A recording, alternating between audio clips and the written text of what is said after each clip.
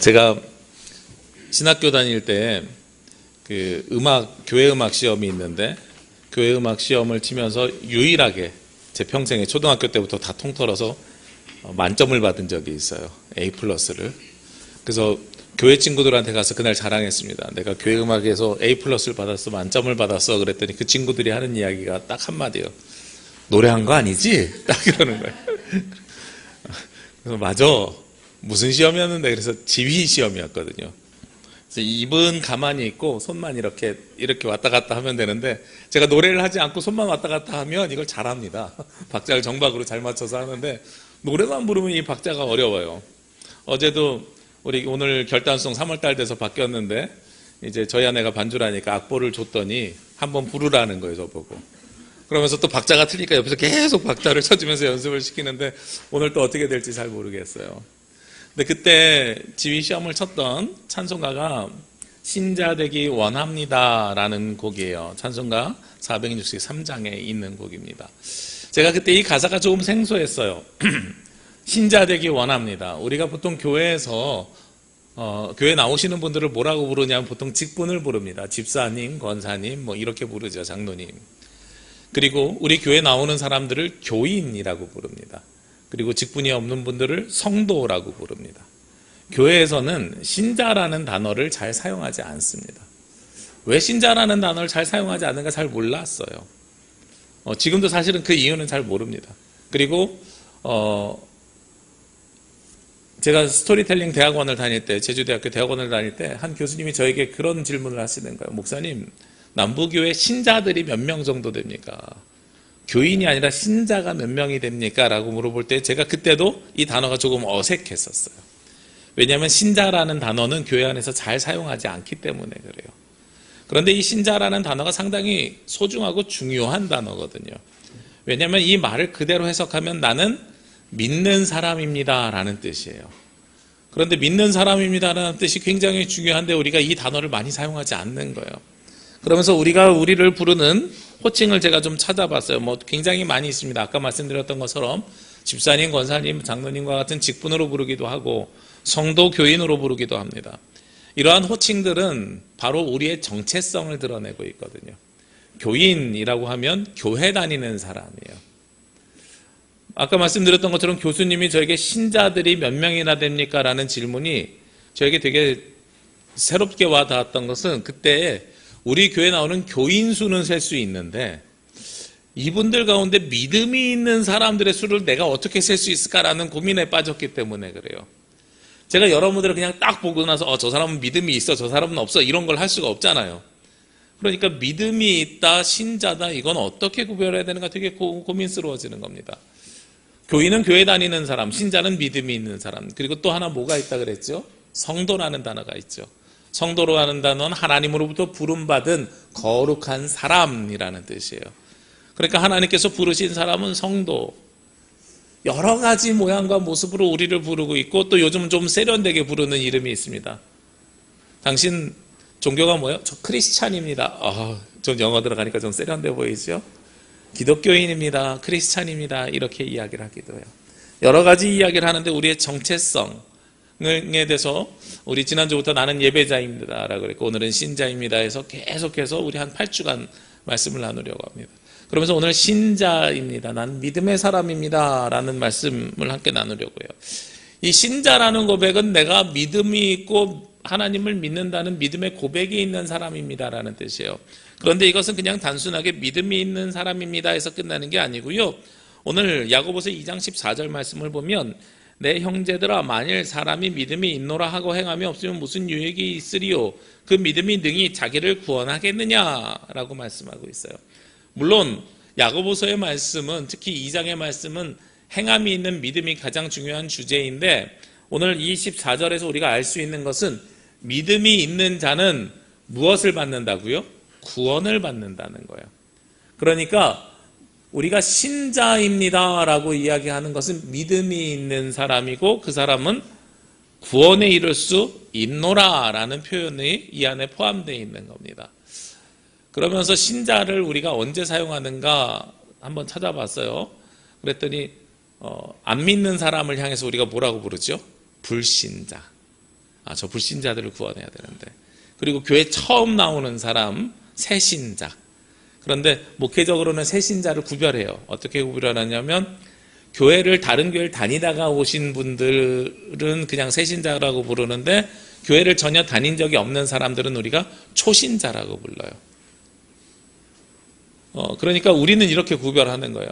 그래서 안 믿는 사람을 불신자라고 쓰는 거를 누가 싫어하냐면 스님들이 싫어하더라고요. 제가 스님들이랑 이야기해봤더니 자기네들은 불교를 믿는 사람을 불신자라고 하는데 우리는 안 믿는 사람을 불신자라고 하니까 그래서 나중에 그분들이 명칭을 바꿨어요. 불자라고. 저 사람 불자입니다. 그래서 그 사람들에게는 뭐가 빠져버렸어요? 믿음의 종교에서 믿음이 빠져버렸어요. 개신교에서 굉장히 중요하게 여기는 게 믿음이에요. 왜 그러냐면 가톨릭에서 우리가 종교개혁을 하고 나오면서 의인은 오직 믿음으로 말미암아 로마서 1장 16절 17절 말씀 믿음으로 말미암아 구원에 이르느니라 하는 말씀을 가지고 나왔단 말이에요. 그러니까 솔라 피데라는 단어를 가지고 나왔어요. 그러니까 우리는 믿음만 있으면 하나님 나라에 갈 수 있습니다 라는 개념을 가지고 있고 그것이 너무나도 소중하고 그렇기 때문에 우리는 믿음의 사람입니다 라는 이야기를 하고 있는 거예요. 우리는 믿음의 사람이니까 믿음의 사람을 한자로 표현하면 우리는 신자라는 거죠. 믿음은 구원이랑 연결되어 있습니다. 그런데 이것이 오늘 성경에서 그러면 네가 믿음이 있는지 없는지를 어떻게 증명할 수 있느냐라는 걸 사실 물어보고 있는 겁니다. 우리의 인생은 우리의 삶은요 스스로 삶을 증명해가는 삶을 살아가야 되는 거예요. 아무리 내 입으로 제가 변화되었습니다 라는 이야기를 하더라도 요즘 유명한 유행어가 하나 생겼어요. 저는 계몽되었습니다. 뭐 이런 유행어들이 생겨나기 시작했는데 그 형식만 놓고 보면은요 교회에서 하는 간증이랑 지극히 동일합니다. 간증에 굉장히 중요한 모범 같아요. 제가 딱 볼 때에 내가 원래 이런 인생을 살았는데 그러다가 하나님의 말씀을 보고 내 삶은 이렇게 변화되었습니다. 그래서 나는 구원받았습니다. 이 전개 순서가 완전히 간증문이에요. 제가 보니까 내 삶이 어떻게 변화되고 바뀌어갔는지에 대한 고백을 해야 되는데 이게 말로만 고백하고 삶으로 드러나지 않으면 저 사람은 어떤 사람이 돼요? 이중적인 사람이 되는 거예요. 오늘 성경에서 야고보서에서는 이야기하고 있지 않습니다만 우리가 성경에서 자세히 알고 있는 것들이 있죠. 특히 마태복음에서 예수님이 산상수훈을 시작하면서 무엇을 이야기하고 계시냐면 외식하는 자들에 대해서 이야기를 합니다. 기도를 하는데 구제를 하는데 금식을 하는데 외식하는 사람들을 향해서 너네 외식하지 마라 라고 이야기를 해요. 아마도 그 말씀이 로마서 1장에서 사도 바울에게 영향이 있었고 종교개혁자들에게 영향이 있었나 봐요. 그러니까 우리가 겉으로 보이는 신앙보다 무엇이 중요하다고요? 마음으로 믿는 믿음이 중요하다는 거예요. 그런데 오늘 야고보서에서는 반대로 이야기합니다. 진짜로 믿으면 그 믿음을 어떻게 증명할 수 있는가라는 질문을 오늘 하고 있는 것입니다. 오늘 18절 말씀에 보면 어떤 사람이 말하기를 너는 믿음이 있고 나는 행함이 있으니 행함이 없는 내 믿음을 내게 보이라. 나는 행함으로 내 믿음을 내게 보이리라. 무슨 이야기냐면 한 사람 A가 있고 B가 있어요. A는 나는 믿음이 있다고 이야기하는데 그 믿음의 사람처럼 살지 않는 거예요. B는 나는 믿음이 있다는 말은 하지 않는데 삶을 그대로 살아내고 있다는 겁니다. 그러면 나는 자신 있게 B가 얘기하는 거예요. 나는 너에게 뭘 보여줄 수 있어? 믿음이 있다는 걸 보여줄 수 있어 라는 이야기예요. 요즘 세상에서는 이게 좀 더 어려운 이야기입니다. 왜 그러냐면 과거의 종교개혁 이후에 개신교가 유럽에서 가지고 있는 특징이 있었고 그것이 한국으로 들어왔을 때도 가지고 있던 특징들이 있었어요. 어떤 특징을 가지고 있냐면 교회가 했던 역할이 있는데 교회가 했던 역할은 어려운 사람들을 구제하고 보살피고 돌보는 일이었습니다. 그런데 유럽에도 본인은 스스로 개신교인이라고 혹은 기독교인이라고 생각하는 사람이 독일을 기준으로 할 때 97%예요. 국민의 97%가 예수님을 믿는다 그래요. 가톨릭이든 개신교든. 왜냐하면 그 사람들은 자기가 믿는 종교를 기반해서 종교세를 내요. 그럼 그 종교세를 걷어가지고 성직자들에게 월급을 줘요. 그래서 독일에는 가톨릭 신부나 개신교 목사는 공무원이에요. 정부에서 월급을 받으니까. 그런 관점을 가지고 있어요. 그리고 거기보다 더욱더 고도로 하나님을 믿는 개신교가 많이 됐던 게 북유럽이야. 덴마크라든지 노르웨이든지 이런 데들이 많이 있어요. 그런데 그런 데들이 나라가 근대화를 넘어서 현대화되면서 어떤 나라로 바뀌었냐면 복지가 고도로 발전된 나라로 바뀌었어요. 그러니까 교회가 하던 일을 이제 누가 해요? 나라가 하고 있는 거예요. 그러니까 이 관점이 깨지기 시작해요. 제가 너무나도 요즘 고민스러운 게 그런 거예요. 이 본문 말씀 그대로 하면 어느 복지관에서 어려운 사람들을 보살피고 돕는 사람이 있어요. 교회를 다니는데 어려운 사람을 보살피거나 돌보지 않는 사람이 있어요. 그러면 누가 믿음이 있는 사람일까요? 이 전혀 다른 개념이에요. 요즘 관점으로 이 말씀을 이해하면 안 된다는 거예요. 왜냐하면 당시에는 어떤 세상이었는지를 봐야 돼요. 당시에는 지금처럼, 그리고 특히 우리나라처럼 종교가 여러 개가 있는 나라가 아니에요. 그리고 당시에는 전 국민이 당연하게 하나님을 믿는다고 하는 세상이에요. 그리고 당시에는 국가나 복지시설이 어려운 사람을 돕는 역할을 절대로 하지 않는 상황이에요. 그 일은 오직 누구만 하고 있어요? 교회만이 하던 고유한 권한이었어요. 이걸 근거로 오늘 야고보서 말씀을 봐야 돼요. 그러니까 A와 B, 아까 말씀드렸죠. 입으로만 믿음이 있다는 사람, 행함으로 보여주는 사람. A와 B가 믿는 신은 동일하게 한 분 하나님이신 거예요. 이게 동일해요. 우리나라 상황에서 놓고 보면 불교를 믿는데, 이 말씀을 근거해서 어떤 분이 그렇게 해서 그래요. 불교를 믿는데 어려운 사람을 돕는 사람하고 예수님을 믿는데 안 돕는 사람, 누가 더 하나님 나라에 가깝습니까? 이렇게 질문을 해요. 이 본문은 그런 배경 속에서 나온 게 아니라고요. 모두가, 옆에 있는 사람 모두가 다 누구를 믿어요? 하나님 한 분만요. 당시에 로마의 기독교인들이 잡혀가가지고 박해를 당할 때 그 범죄했던 죄명이 뭔지 아십니까? 이들이 무신론자라고 스스로 했기 때문에 잡혀간 거예요. 너무나도 놀랍지 않아요? 기독교인들이 스스로를 무신론자라 그랬대요. 왜 무신론자라 그랬을까요? 우리가 믿는 하나님은 한 분이세요. 그래서 다른 신이 없다는 표현으로 무신론이라고 했던 거예요. 그리스, 로마에 수없이 많은 신들이 있어요. 헤라클레스, 제우스, 디오니소스, 바카스, 엄청나게 많은 신들이 있어요. 비너스 여신도 있고요. 신이 없어. 그런 신은 없어. 그래서 나는 무신론이야. 그런 신들을 믿지 않아서 난 무신론이야. 너무나도 커다란 역설 아니에요? 내가 믿는 한 분 하나님 외에는 아무도 없기 때문에. 그래서 이들이 이야기할 때는 전제적으로 뭘 가지고 있냐면 하나님을 믿고 하나님의 사랑이 우리 가운데 있다는 걸 믿는 것이 기본 전제예요. 그래서 요즘으로 이야기하면 이 말씀은 어떻게 해석해야 되냐면, 교회 안에서, 그러니까 안 믿는 사람들이랑 논쟁하는 게 아니라 교회 안에서 믿음이 있으면 좀 증명해봐, 이렇게 이야기하는 거예요. 우리가 믿음이 있다고 하는 것은 우리가 무슨 불교를 믿겠어요? 아니면 이슬람을 믿겠어요? 다른 걸 믿겠어요? 교회 안에서 믿음이 있다라는 표현을 사용하는 건 뭘 전제로 해요? 우리가 하나님을 믿고 있다라는 걸 전제로 이야기하는 거죠. 그 믿음이 있는 사람들은 반드시 무엇이 있어야 돼요? 행함으로 그것을 증명하고 드러내야 됩니다. 어제 3.1절이었습니다. 3.1절, 우리가 늘 이야기하지만 3.1절 민족대표 33인이 기미독립 선언서를 발표했어요. 제가 말씀을 준비하면서 다시 한번 자료를 찾아봤습니다. 이 선언서에 보니까 천도교 대표 15명, 기독교 대표 16명, 불교 대표 2명, 이렇게 해가지고 민족대표 33인이 발표한 거예요. 과반을 넘지 않았지만 과반에 한 명 못 미치는 가장 많은 인원이 여기에 참여했습니다. 그런데 당시 기독교 상황을 보면 굉장히 놀라운 일입니다. 지금은 개신교인들이 한 10%라 그래요. 전에는 많아가지고 20%, 21%라고 했는데 많이 줄어서 10% 정도 된다고 이야기합니다. 당시 기독교인은요, 1%가 채 되지 않을 때였습니다. 한국에, 이 한반도에 예수 그리스도를 알고 믿는 믿음의 사람들이 1%가 채 되지 않았을 때에 이들은 이 나라 독립을 위해서 뛰어든 거예요. 여기에 이름을 올리면 잡혀갈 줄 알면서 행동하는 그리스도인으로서 그 삶을 사는 겁니다. 그렇기 때문에 신앙이 있고 믿음이 있다고 하는 것은 반드시 무엇으로 연결돼야 되냐면, 내가 믿는 사람으로, 신앙이 있는 사람으로 연결돼야 돼요. 이 사건은 한국에 굉장히 커다란 영향을 끼쳤습니다. 그래서 당시의 자료들을 보면 기독교인들은 어떤 사람이라고 하냐면, 나는 기독교인입니다라는 이 말이 나는 선한 일을 하는 사람입니다. 그 말이 자기 자신을 증명하는 거예요. 좀 오래된 드라마입니다. 여명의 눈동자 아시죠? 어른들은 아시는데 여명의 눈동자라는 드라마가 있는데 여기에 4.3 이야기가 들어가 있어요.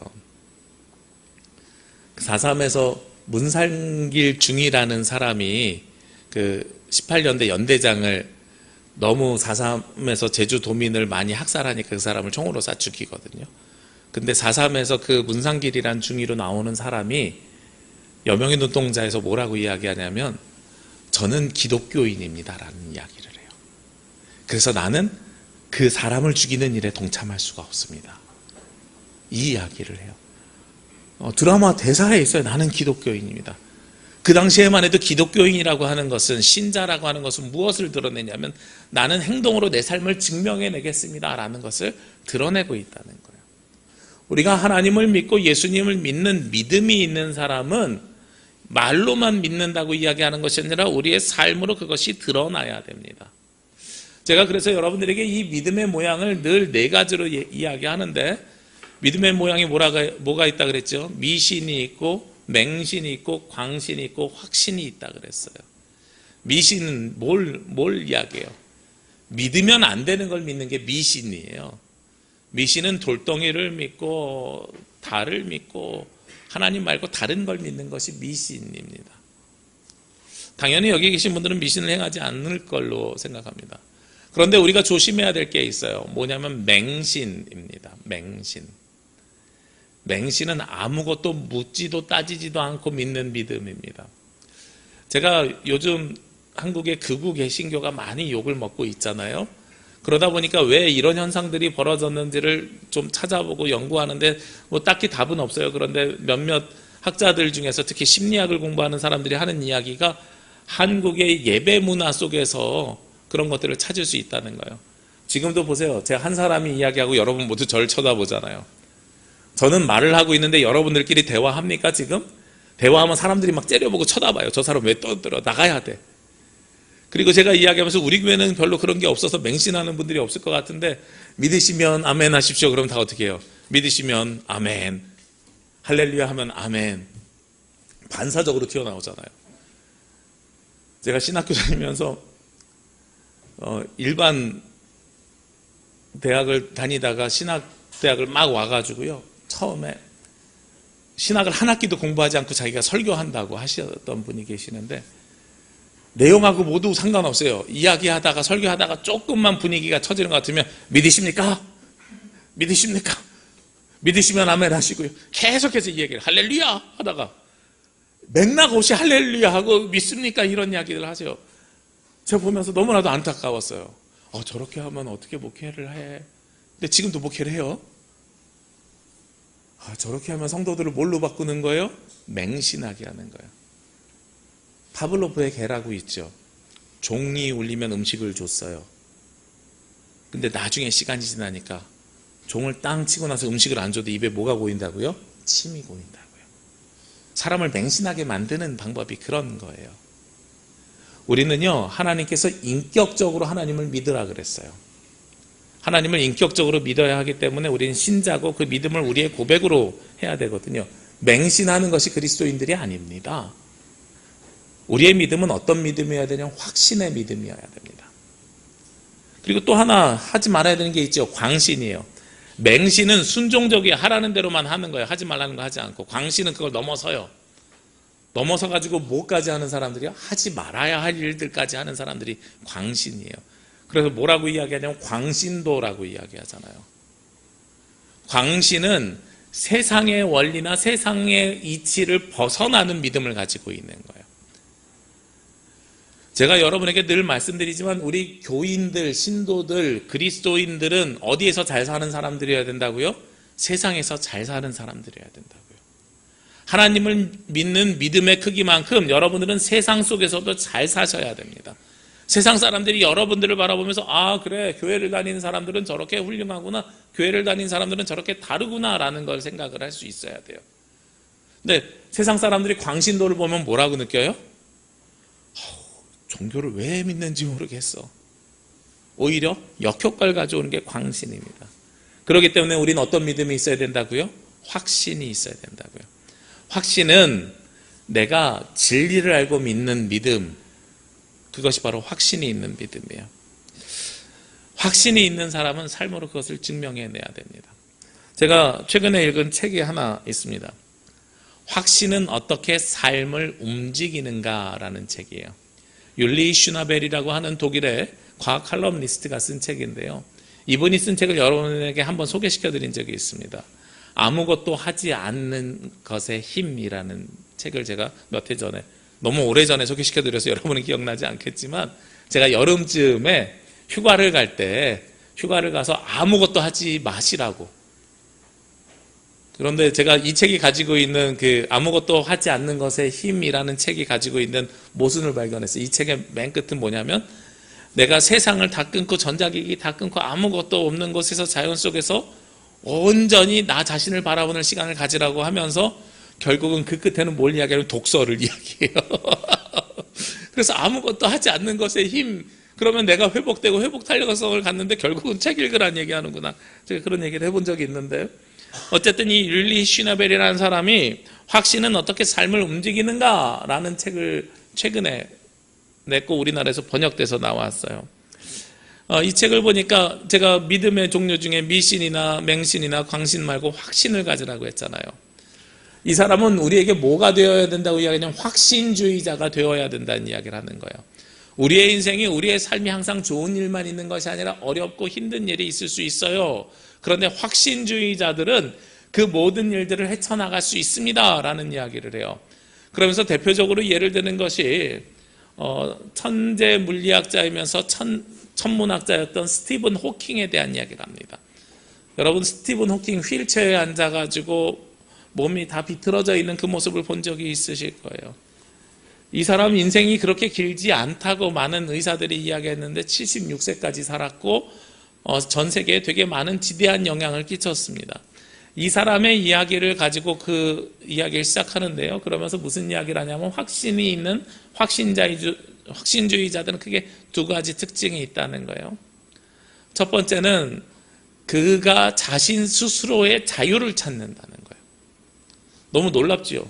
휠체어에 앉아서 몸이 다 비틀어져 있는 그 사람이 자기만의 자유를 찾는다는 거예요. 자기만의 연구할 수 있는 방법을 찾고 그 안에서 무한히 상상의 나라를 펼친다는 겁니다.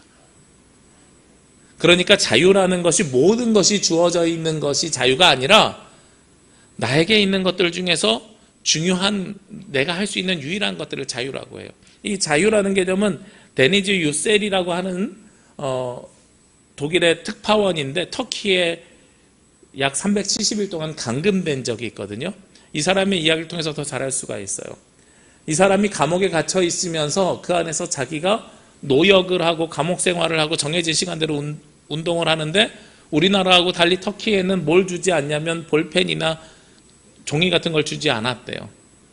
근데 이 사람은 특파원이고 기자 출신이니까 나름대로 뭘 찾았냐면 어두운 달빛에서 밤에 이불 속에서 글 쓰는 자유를 찾은 거예요.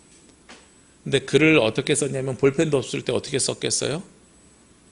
부러진 그 포크 하나를 찾고, 그리고 음식이 나오면 토마토 소스나 이런 소스로 글씨를 쓰기 시작했대요. 그러니까 우리가 생각할 땐 자유가 없는 곳인데 그곳에서 자유를 찾은 거예요. 그러면서 또 하나, 이 두 사람의 특징이 뭐가 있냐면, 자유를 찾은 다음에 또 하나는 의미 혹은 가치를 찾았다는 거예요. 스티븐 호킹은 자기가 공부하는 공부, 그래서 물리학이면 물리학, 천문학이면 천문학에 대한 가치를 찾았어요. 그래서 자기가 가지고 있는 자유를 통해서 모든 걸 다 쏟아부었어요. 이 데니즈 유셀이라는 사람은 뭘 했냐면, 그 글을 쓰다가 보니까 자기에게 뭐가 주어졌냐면 어느 날 우연히 볼펜을 한 자루 줍게 됐대요. 그래서 글을 더 잘 썼는데 쓸 곳이 없잖아요. 근데 그때 마침 아내가 뭘 넣어줬냐면 어린 왕자라는 책을 감옥에 넣어줬대요. 근데 어린 왕자는 글도 많지만 뭐가 많아요? 그림이 많으니까 그 사이사이 그림에다 여백에다가 그 글을 쓴 거예요. 그래서 내가 경험한 모든 것을 기록하겠다. 그걸 하다 보니까 370일을 견디고 그 다음에 석방되어서 자신의 삶을 살 수 있었다는 거죠. 그래서 이 확신이라고 하는 것은 제한되어 있지만 거기서 내가 할 수 있는 일, 자유라고 표현되어 있지만 내가 할 수 있는 일을 찾고, 그리고 그 할 수 있는 일을 방법이죠. 이건 방법론적으로 할 수 있는 일을 찾고 가치 있고 의미 있는 일을 향해서 그것을 사용하면 우리가 어려움이나 고난이나 역경 속에서도 이겨낼 수 있다라는 거예요. 그러면 이것이 이 확신주의자는 낙관주의자랑 어떻게 다를까? 그래, 잘 될 거야 라고 이야기하는 낙관주의자랑은 어떻게 다를까를 질문할 수 있잖아요. 이 책에서 굉장히 분명하게 예시를 드린 게 있어요. 너무 분명해서 소개시켜 드리는데요. 우유통에 빠진 개구리가 있는 거예요. 우유통에 빠진 개구리가 있어요. 세 가지 유형이 있습니다. 이 첫 번째 개구리는 비관주의자입니다. 비관주의자라서 나는 우유통에 빠졌어요. 난 아무것도 할 수 있는 게 없어요. 그래서 그 우유에 빠져서 죽습니다. 두 번째는요, 낙관주의자입니다. 우유통에 빠졌어요. 괜찮아, 잘 될 거야. 우리 신앙적으로 얘기하면 하나님이 우리를 구원해 줄 거야. 그래서 낙관적으로 기다리다가 빠져 죽었어요. 세 번째는요, 확신주의자입니다.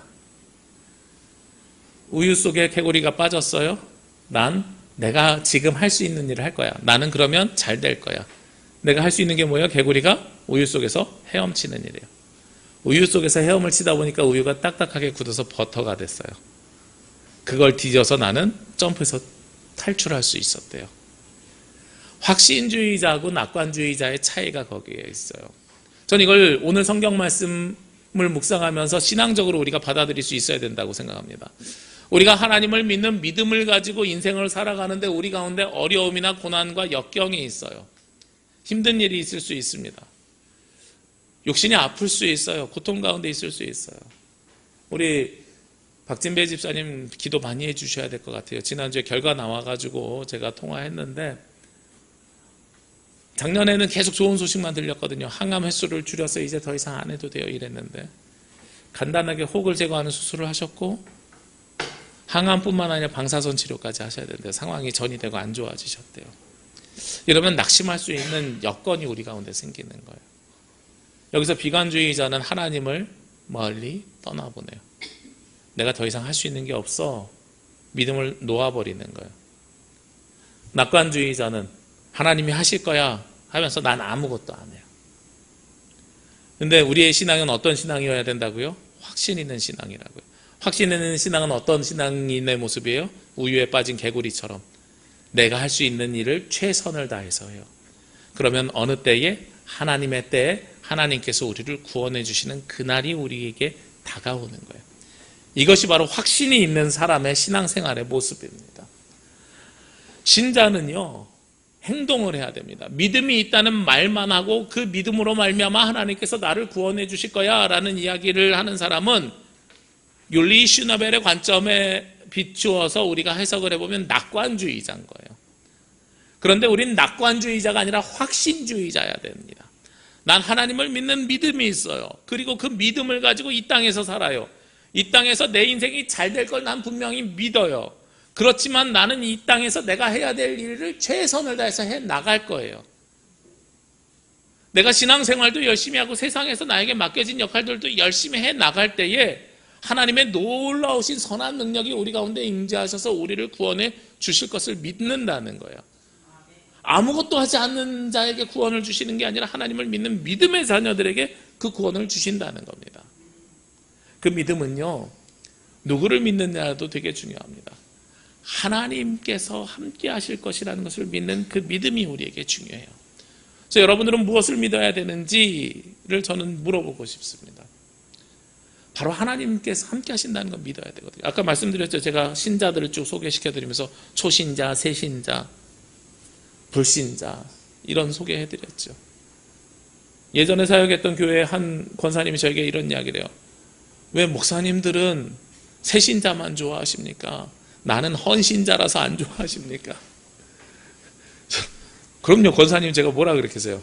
권사님 헌신자지요. 새 것과 헌 것의 헌신자가 아니라 하나님 앞에 엎드리는 헌신자지요. 헌신하는 자가 헌신자여야 돼요. 그렇죠? 그런데 이 믿음이 있는 사람들이요, 하나님께서 함께 하실 것을 믿는 확신이 있어야 되는데 누구를 향한 확신이어야 되는지도 중요한 거예요. 하나님을 향한 확신이어야 됩니다. 오늘 성경 말씀에 19절 말씀해 보면 내가 하나님은 한 분이신 줄을 믿느냐? 잘하는도다. 귀신들도 믿고 떠느니라. 하나님은 한 분이시라는 거예요. 그걸 믿는 믿음이 중요해요. 그 믿음은 당시 누구도요? 귀신들도 그 앞에서 떨고 있다는 겁니다. 저는 여러분들에게 여러분의 믿음의 대상을 분명하게 해주고 싶어요. 여러분 누굴 믿으셔야 된다고요? 하나님 한 분이심을 믿으셔야 됩니다. 하나님이 한 분이신데 이 하나님이 한 분이시지만 모두가 다 위가 달라요. 이걸 우린 뭐라고 고백하지요? 여러분들이 고백해야 되는 하나님은 삼위일체의 하나님이심을 믿고 고백해야 됩니다. 이 하나님께서 삼위일체 하나님을 고백한다는 것은 이 하나님께서 세상의 모든 천지 만물을 창조하셨음을 믿는 겁니다. 그래서 우리는 모두 하나님으로부터 시작되었고 하나님으로부터 왔음을 믿는 겁니다. 그리고 그 하나님이 이 땅을 구원하기 위해서 누구를 이 땅에 보내주셨어요? 독생자 예수 그리스도를 보내주셨다는 걸 믿는 겁니다. 독생자 예수 그리스도가 이 땅에 오셔서 우리를 위해서 십자가에 달려 죽으셨다는 것을 믿는 겁니다. 십자가에 달려 죽으신 예수 그리스도가 사흘 만에 부활하셨음을 믿는 겁니다. 부활하신 예수 그리스도가 하늘로 승천하셨음을 믿는 겁니다. 하늘로 승천하신 예수 그리스도가 우리가 이 땅의 생을 마감하고 하나님 나라 들어갈 때에 산자와 죽은 자를 심판하여 주실 것을 믿는 겁니다. 그리고 내가 이 땅에서 사는 동안에는 보혜사 성령님을 이 땅에 보내주셔서 내가 하나님과 동행하는 삶을 살고 있다는 것을 믿는 겁니다. 그리고 제가 말씀드린 이 모든 것이 성경에 기록되어져 있다는 것을 믿는 겁니다. 이게 바로 우리가 믿어야 되는 믿음의 대상들이에요. 그것을 믿는 사람들을 우리는 뭐라고 부른다고요? 신자라고 부른다고요. 그러면 이 믿음을 가지고 있는 사람들은 행동해야 되는데 어떻게 행동해야 되는가? 오늘 말씀에 보면 뒤에 두 사람의 인물이 나옵니다. 아브라함과 라합이에요. 이 두 사람이 가지고 있는 공통점이 있습니다. 이 둘은 어떤 공통점을 가지고 있냐면 하나님의 말씀을 믿고 그 말씀대로 행했던 사람입니다. 즉 순종이라는 걸 한 사람들입니다. 아브라함은 어떤 것을 행했기 때문에 믿음이 사람이 됐어요? 하나님의 말씀을 듣고 고향을 떠나서 가나안 땅으로 간 게 믿음의 사람이에요? 아니에요. 제 생각엔 그건 믿음의 시작이에요. 믿음의 사람으로 완성된 것은 창세기 22장 2절 말씀에 여호와께서 이르시되 내 아들 내 사랑하는 독자 이삭을 데리고 모리아 땅으로 가서 내가 내게 일러준 한 산 거기서 그를 번제로 드리라. 누구를 바치라 그래요? 아들을 바치라 그래요. 이삭을요. 하나밖에 없는 아들이에요. 심지어 몇 세에 난 아들이에요? 100세에 난 아들이에요. 귀하디 귀한 아들을 하나님 앞에 번제로 바치래요. 제가 2월 첫 주에 그런 말씀을 드렸습니다. 우리가 영적 제사에 대한 말씀을 나누면서요, 구약의 제사와 신약의 예배의 차이가 있다 그랬죠. 구약의 제사는 뭘 제사로 드려요? 제물로? 죽은 것을 제사로. 신약의 예배는 살아있는 것을 제물로. 제물의 차이가 이렇게 있어요. 죽은 것으로 예배하느냐, 살아있는 것으로 예배하느냐. 번제물로 드리래요. 그러면 어떻게 드리라 그러는 거예요? 죽여서. 그 생명을 빼앗아서. 감히 우리가 감당할 수 없는 신앙을 요구하시는 것이 하나님이셨습니다. 근데 아브라함은 무엇이 있는 사람이었어요? 믿음이 있는 사람인데 그 믿음이 확신이 있는 사람이었어요. 확신 있는 사람은 어떻다고요? 어려운 가운데서도 그 일을 행하는 사람이라고요. 그 일을 행하면서 내가 할 수 있는 범위가 요만큼이면 요만큼으로 해요. 이만큼이면 이만큼으로 해요. 이 안에서 자유를 누리는 거예요. 그리고 그 자유를 누리면서 그 일대로 행해 가면 결국은 어떻게 된다고요? 하나님께서 그 인생을 구원해 주신다고요. 아브라함에게는 하나님께서 미리 준비해 주셨어요. 그래서 여호와 일의 하나님이 함께 하심을 통해서 재물을 준비해 주셨고, 그것을 통해서 이삭도 살리시고 아브라함의 믿음도, 확신의 믿음도 확인하시는 거죠. 우리의 신앙이 그런 신앙이어야 됩니다. 라합은 어떤 사람이었습니까? 여호수아서 2장 말씀에 보면 라합이 나오거든요. 지난주에 우리 여호수아서 1장 말씀 봤잖아요. 1장 말씀에 하나님께서 여호수아에게 뭐라 그래요? 가나안 땅을 쫙 보여주면서 네 눈에 보이는 저 땅 다 내가 너에게 줄 거야. 저 땅에 살고 있는 사람들 걱정하지 마. 강하고 담대해. 내가 너하고 함께 할 거야. 좌로나 우로나 치우치지 말고. 여호와의 말씀을 주야로 묵상하고 다 지켜 행해. 여기도 행하라는 이야기가 나와요. 그 말씀을 다 지켜서 행하면 네 길이 형통하게 될 거야, 평탄하게 될 거야 하고 하나님께서 말씀하십니다. 그리고 나서 2장이에요. 정탐꾼을 보냅니다. 정탐꾼이 가나안 땅에 들어갔어요. 쉽게 말해서 요즘으로 이야기하면 간첩이 온 겁니다. 하나님께서 저 북한 땅을 우리에게 주신대요. 우리 통일전망대에서 하나님께서 우리에게 보여주시는 거예요. 와, 저 북한 땅 우리에게 가지고 올 거야. 그리고 나서 그 바로 다음 장에, 그러니까 내가 저 땅 줄 거니까 너 당장 평양 가서 한번 확인해봐. 갈 만한 땅인지. 자, 여기서 평양 가볼 사람. 못 가요, 우리는. 가다가 죽을지 몰라서 겁나서 못 가요. 근데 믿음으로 갔어요. 갔는데 거기서 쫓기고 있는 상황 속에서 하나님께서 누구를 예비하십니까? 라합이라는 여인을 예비하세요. 패턴이 너무 똑같지 않아요? 할 수 없는 일을 하는 거잖아요. 아브라함이 이삭을 바치는 거 할 수 없는 일을 하는데 확신을 가지고 그 일을 하니까 여호와 일의 하나님, 하나님께서 준비하세요. 강하고 담대하라고 하나님께서 말씀 주셨지만 저 가나안 땅 갈 수 없는 그 땅을 갔어요. 정탐하러 갔어요. 그랬더니 여호와 일의 하나님이 누굴 준비해 주셨어요? 라합이라는 여인을 준비해 주셨어요. 그리고 이 라합도 하나님의 말씀에 힘입어서 여호수아서 2장 8절에서 11절 사이의 말씀에 보면 라합이 이 이스라엘 사람들을 도운 이유가 있어요. 라합은 뭘 알고 있었냐면 하나님께서 이스라엘 백성을 출애굽시켜 주신 것을 알고 있었거든요. 구원의 하나님을 믿는 믿음이 이 여인에게 있었던 겁니다. 그 믿음으로 말미암아서 담대하게 자신의 왕이 한 명령을 지키지 아니하고 하나님의 뜻을 따라서 살 수 있는 믿음이 있었던 겁니다. 이 사람들을 우리는 뭐라고 부를 수 있냐면 믿음이 있는 사람, 확신으로 자신의 삶을 움직인 사람, 그들을 우리는 신자라고 부르는 것입니다. 제가 다시 한번 찾아봤어요. 왜 우리가 신자라는 단어를 쓰지 않는가? 정답은 결국 못 찾았어요. 제가 굳이 찾은 거라면, 묵상 가운데서 찾은 거라면, 우리 교회는 안 계시는데 제가 가는 교회마다요, 김신자 권사님, 박신자 권사님, 최신자 권사님, 신자라는 성함을 가지고 계신 분들이 다 계시더라고요. 그래서 안 썼나? 뭐 이런 생각을 할 만큼 그 답을 못 찾았어요.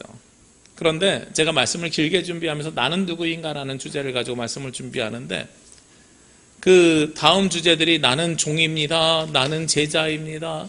나는 그리스도인입니다. 계속해서 단계가 높아지는 거예요. 우리가 해야 될 일이 많아져요. 믿음의 사람은 예수 그리스도를 믿는 믿음, 구원을 받는 어느 지점에 있냐면 시작점에 있는 사람들이더라고요. 그래서 우리가 신자라는 단어보다 성도, 신자라는 단어보다 교인은 좀 다르고 신자라는 단어보다 집사님 이런 것들은, 이런 단어들은 좀 더 우리의 신급이 올라간 것처럼 느껴지는 거예요. 믿음으로 시작되는 거거든요. 그래서 제가 알았어요. 신자라는 단어는 우리가 많이 사용하지 않지만 꼭 있어야 되는 단어예요. 우리 건물로 이야기하면 어디와 똑같은 단어냐면 1층과 똑같은 단어입니다. 1층 없이 2층이 있을 수 있습니까? 1층 없이 10층이 있을 수 있습니까? 1층 없이 100층이 있을 수 있습니까? 그럴 수 없는 거예요. 여러분들이 집사님, 권사님, 장로님이 될 수 있었던 이유는 여러분들이 신자이기 때문에 가능한 일입니다. 여러분들이 성도가 될 수 있었던 이유는 여러분들이 신자이기 때문에 가능한 일입니다. 신자가 우리가 하나님을 믿는 믿음의 시작입니다. 그리고 그 믿음은 여러분들의 행동으로 드러나셔야 됩니다. 확신을 가지고 신앙생활 해 나가십시오. 그러면 하나님께서 여러분들의 삶을 움직여 주십니다. 그 믿음이 우리의 삶을 이끌어 가시기를 주님의 이름으로 기도합니다. 기도드리겠습니다.